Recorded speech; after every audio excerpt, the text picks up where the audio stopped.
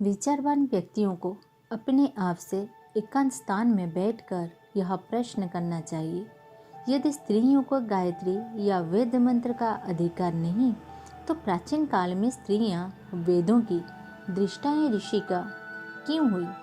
यदि वेद के वे अधिकारिणी नहीं तो यज्ञ आदि धार्मिक कृत्यों तथा षोडश संस्कार में उन्हें सम्मिलित क्यों किया जाता है? विवाह आदि अवसरों पर स्त्रियों के मुख से वेद मंत्र का उच्चारण क्यों कराया जाता है?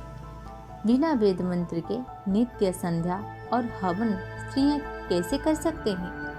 यदि स्त्रियां अनधिकारिणी थी तो अनुसया, अहल्या, अरुंधति, मैत्रेयी, मदालसा आदि अगणित स्त्रियां वेद शास्त्रों में पारंगम कैसे थी? ज्ञान, धर्म और उपासना के स्वाभाविक अधिकारों से नारियों को वंचित करना क्या अन्याय एवं पक्षपात नहीं है?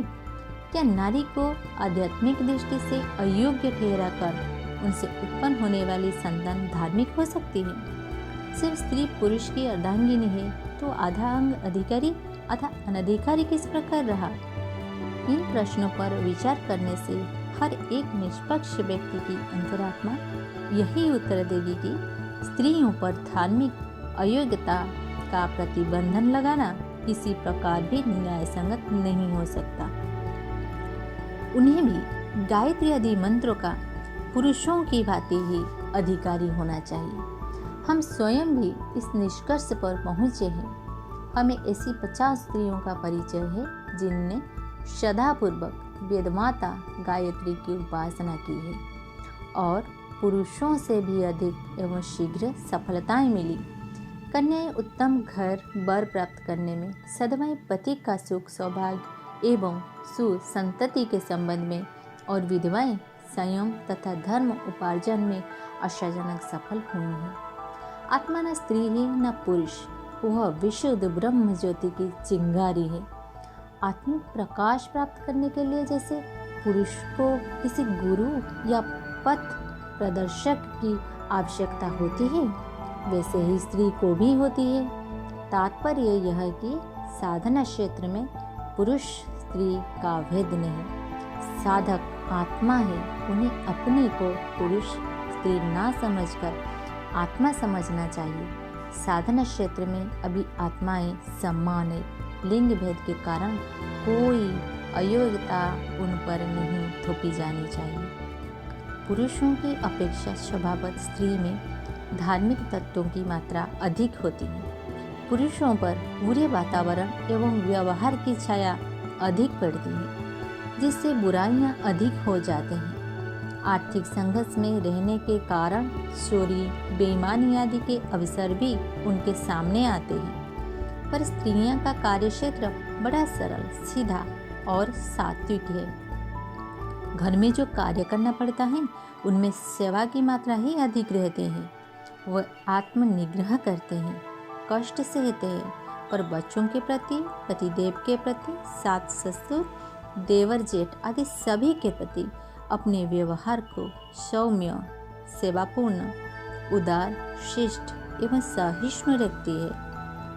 उनकी दिनचर्या सत्गुणी होती है, जिसके कारण उनकी अंतरात्मा पुरुषों की अपेक्षा कहीं अधिक पवित्र रहती है। चोरी, हत्या, ठगी, धूर्तता, शोषण, निष्ठुरता, व्यसन, अहंकार, असंयम, असत्य आदि दुर्गुण पुरुष में ही प्रधानतः पाए जाते हैं।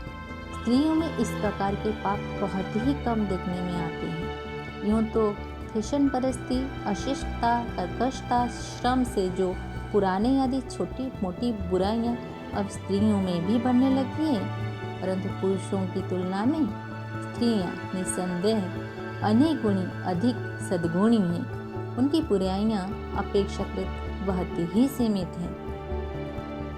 ऐसी स्थिति में पुरुषों की अपेक्षा महिलाओं में धार्मिक प्रवृत्ति का अधिक होना स्वाभाविक है। उनकी मनोभूमि में धर्म का बीजाकृत अधिक जल्दी जमता और फलता फूलता है। अवकाश रहने के कारण वे घर में पूजा आराधना की नियमित व्यवस्था भी कर सकते हैं। अपने बच्चों पर धार्मिक संस्कार अधिक अच्छी तरह में डाल सकते हैं। इन सब बातों को देखते हुए महिलाओं को धार्मिक साधना के लिए उत्साहित करने की आवश्यकता है। इसके विपरीत उन्हें नीच, अनधिकारिणी, शूद्रा आदि कहकर उनके मार्ग में रोड़े खड़े करना, निरुत्साहित करना किस प्रकार उचित है, यह समझ में नहीं आता। महिलाओं के वेद शास्त्रों अपनाने एवं गायत्री साधना करने के असंख्य प्रमाण धर्म ग्रंथ में भरे पड़े हैं। उनकी ओर से आंखें बंद करके किन्हीं 2-4 प्रक्षिप्त श्लोक को पकड़ बैठना और उन्हीं के आधार पर स्त्रियों को अनधिकारिणी ठहराना कोई बुद्धिमानी की बात नहीं है। धर्म की ओर एक तो वैसे ही किसी की प्रवृत्ति नहीं है कि फिर किसी को उत्साह और सुविधा हो तो उन्हें अनधिकारिणी घोषित करके ज्ञान और उपासना का रास्ता बंद कर देना कोई विवेकशीलता नहीं। हमने भली प्रकार खोज, विचार, मनन और अन्वेषण करके यह पूरी तरह विश्वास कर लिया है कि स्त्रियों को पुरुषों की भांति ही गायत्री का अधिकार है। वे भी पुरुषों की भांति माता की गोदी में चढ़ने की, उसका अंचल पकड़ने की, उसका पयपान करने की पूर्ण अधिकारिणी है। उन्हें सब प्रकार का संकोच छोड़कर प्रसन्नतापूर्वक गायत्री की उपासना करनी चाहिए। इससे अनेक भव बंधन कटेगा, वे जन्म मरण की फांसी से छूटेगा, जीवन मुक्ति और स्वर्गीय शांति की अधिकारिणी बनेगी। साथ ही अपने पुण्य प्रताप से अपने परिजनों के स्वास्थ्य, सौभाग्य, वैभव एवं सुख संतोष के दिन दिन वृद्धि करने में महत्वपूर्ण सहयोग भी दे सकेगी। गायत्री को अपनाने वाली देवियाँ सच्चे अर्थ में देवी बनती हैं। उनमें अनेक दिव्य गुणों का प्रकाश होता है। तदनुसार वे सर्वत्र उसी आदर को प्राप्त करती हैं जो उनका ईश्वर प्रदत्त जन्मजात अधिकार है। भूल का सुधारना अनिवार्य। समाज में उत्थान और पतन के जो परिवर्तन हुए हैं उनमें प्रत्यक्ष रूप से पुरुष का ही हस्तक्षेप दिखाई देता है, किंतु यदि गहराई तक विचार करें तो मालूम होगा कि पुरुष केवल ध्वंसात्मक परिवर्तन कर सकता है। अब तक उसे जितनी रचनात्मक प्रेरणाएं मिली हैं वो नारी ने ही दी हैं। नारी ही बच्चे से भावी प्रजा और समाज का निर्माण करते हैं।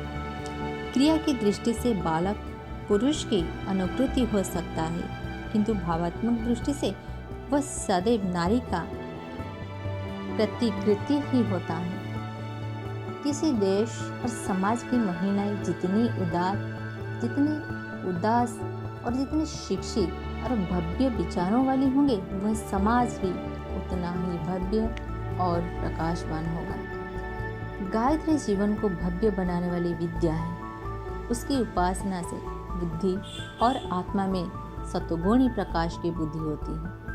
उससे विद्या, बुद्धि, दया, करुणा, प्रेम, उदारता, शौर्य, साहस और पवित्रता आदि गुणों की वृद्धि होती है।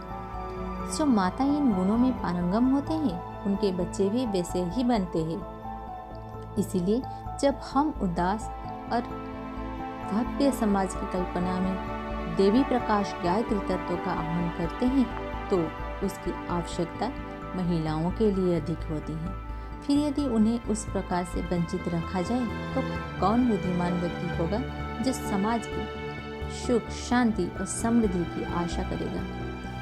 जड़ को जल से वंचित रखकर वृक्ष के फलने की आशा नहीं की जा सकती। उसी प्रकार नारी शक्ति को देवी प्रकाश से वंचित रहकर समर्थ समाज की कल्पना नहीं की जा सकती। इसीलिए नारियों की गायत्री उपासना संबद्ध भ्रांतियों को परिहार करना चाहिए। इन प्रतिबंधों को समाप्त कर उसे समान रूप से उस वेदी पर प्रतिष्ठित करने में ना तो भय रखना चाहिए ना भ्रांति फैलानी चाहिए, जिससे वे भी लोक कल्याण और आत्मनिर्माण का लक्ष्य पूरा कर सकें।